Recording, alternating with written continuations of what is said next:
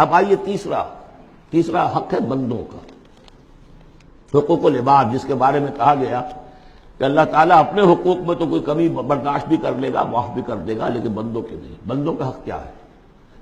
بندوں کا حق یہ ہے کہ انہیں عدل ملے، انصاف ملے، ان کے حقوق غصب نہ کیے جائیں۔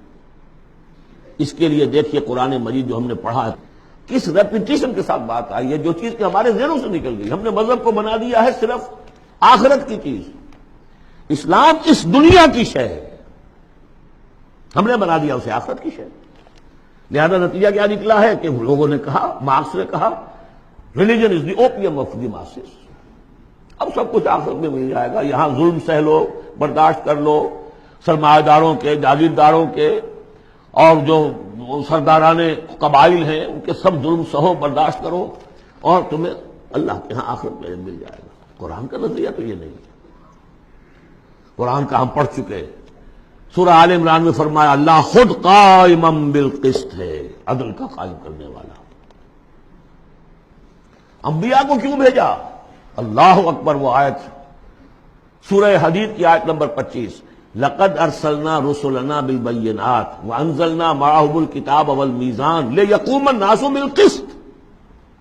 ہم نے اپنے رسول بھیجے معجزات دے کر، ہم نے کتاب نازل فرمائی، ہم نے میزان نازل فرمائی، حقوق اور فرائض کا توازن، حقوق اور فرائض کا توازن۔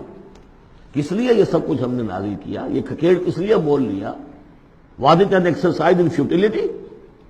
لیقوم الناس بالقسط، تاکہ لوگ عدل پر قائم ہوں۔ اور ہم نے لوہا بھی اتارا ہے جس میں جنگ کی صلاحیت ہے، جو لوگ ظلم چھوڑنے پر آمادہ نہ ہو، لوہے کی طاقت سے ان کے سب لے جائے، تاکہ اللہ دیکھ لے کہ میرے کون سے بندے ہیں جو میرے وفادار ہیں، میرے نظام عدل قسط کو قائم کرنے کے لیے تن من دھن لگاتے ہیں، جانے دینے کو تیار ہیں۔ آیت نمبر 25 سورہ حدید کی، نظام عدل و قسط، انزال کتب، ارسال رسل، ان سب کا تھیم کیا ہے؟ یہاں عدل و انصاف قائم کرو۔ حضور سے کہہ دیا گیا، یہ سورہ شورا کی آیت یاد کر دیجیے، آیت نمبر 15، کہہ دیجیے وَأُمِرْتُ لِأَعْدِلَ بَيْنَكُمْ، دیکھو میں تمہارے مابین عدل قائم کرنے آیا ہوں۔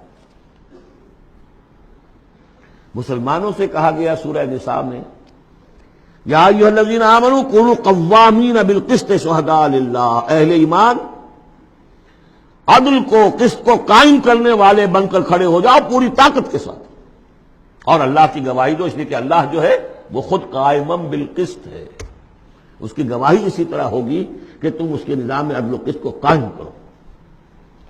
یہی مضمون پھر دوہرا کر سورہ مائدہ میں آ گیا، یا ایھا الذین آمنوا کونوا قوامین للہ شہداء بالقسط، کھڑے ہو جاؤ اللہ کے لیے۔ لیکن اللہ کے لیے کھڑا ہونا کیا ہے؟ اللہ کو کھانا دینا ہے، روٹی دینی ہے، کیا دینا ہے؟ اللہ کے لیے کھڑے ہو جانے کا مطلب ہے اس کے دیے ہوئے نظام عدل و قسط کو قائم کرو۔ یہ ہے دین، جس کا یہ پہلو جو ہے سرے سے نگاہوں سے اوجھل ہے۔ انسانوں کا حق ہے ان کو ظلم سے نجات دلائی جائے۔ حضور کی اپنی شان تھی، یضع عنہم اصرہم والاغلال اللاتی کانت علیہم، آ کے آپ نے دنیا کو وہ جو طوق ان کے گردنوں میں پڑے ہوئے تھے، بادشاہوں کی غلامی کے طوق، ان سے نجات دلائی، سرمایہ داروں کی غلامی کے طوق، اس سے نجات دلائی، سود کی جڑ کاٹ کر سرمایہ داری کی جڑ کاٹ دی، اور بادشاہ کی جڑ کاٹ کر برابر، تم سب کے سب برابر ہو، بادشاہ صرف ایک وہ ہے، سروری زیبا فقط اس ذات بے ہمتا کو ہے، حکمراں ہے ایک وہی باقی بتانے آدری، یا ایھا الناس کونوا عباد اللہ اخوانا، سب کے سب اللہ کے بندے بن جاؤ، تم میں سے کوئی آقا نہیں ہے، سب کے سب بندے بن جاؤ، آپس میں بھائی بھائی بن جاؤ۔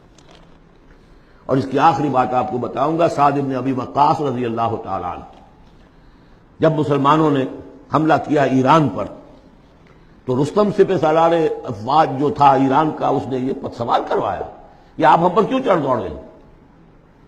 پہلے بھی آپ عرب لوگ تھے، بدوی بدو لوگ تھے، کبھی کبھی لوٹ مار کر کے لے جایا کرتے تھے، آتے تھے لوٹ مار کیا اور چلے گئے، یہ اس دفعہ ہماری جان نہیں چھوڑ رہے ہو، کیا وجہ ہے؟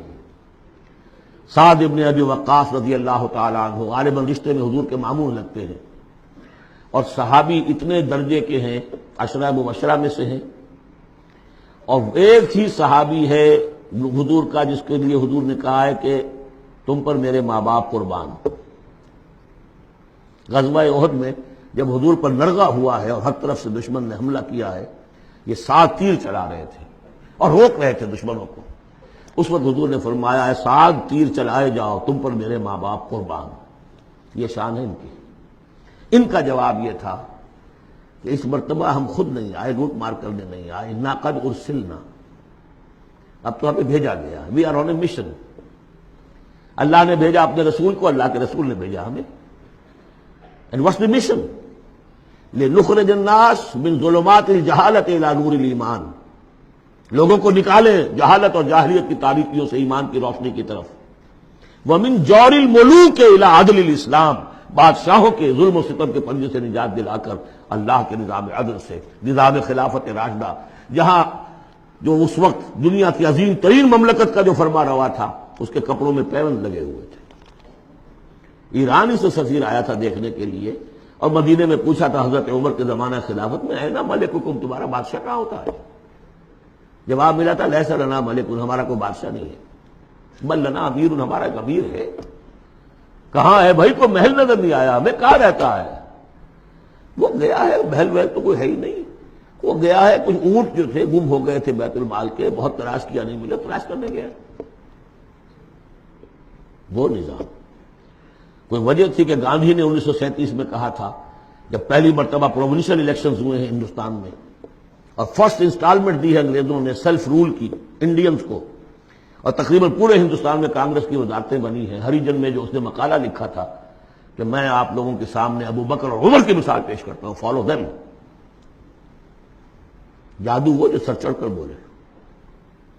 نوٹ کیجئے یہ 3 ہیں حقوق: اللہ کا حق اقامت دین، رسول کا حق تبلیغ قرآن، اور دین کا ایک مکمل نمونہ ضرور دکھا دینا عملی شکل میں تاکہ حجت قائم ہو جائے، اور انسانوں کا حق انہیں ظلم و ستم کے پنجوں سے نجات دلا کر اور انہیں اسلام کے نظام عدل کے تحت لایا جائے۔ یہ انسانوں کا حق ہے، تینوں حق جا کر مل گئے ایک ہی چیز پر جس کا نام اقامت دین ہے۔ یہ چیزیں میں نے کہی ہیں، یہ ہیں دائمی ابدی۔ ایک مسلمان اکیلا بھی کہیں ہے، اس کو بھی سمجھنا چاہیے میری ذمہ داریاں ہیں۔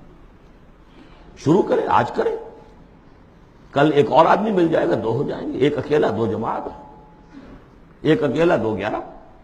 نہیں کامیاب ہوتا کوئی بات نہیں، فرض تو وہ ہے کہ ادا کرنا ہے۔ کامیابی ناکامی 950 برس تک حضرت نوح دعوت دیتے رہے، ناکام رہے، اس معنی میں ویسے تو کامیاب وہی ہوئے، باقی قوم جو ہے ہلاک ہو گئی، لیکن اس معنی میں تو ناکام رہے، کوئی پرواہ نہیں۔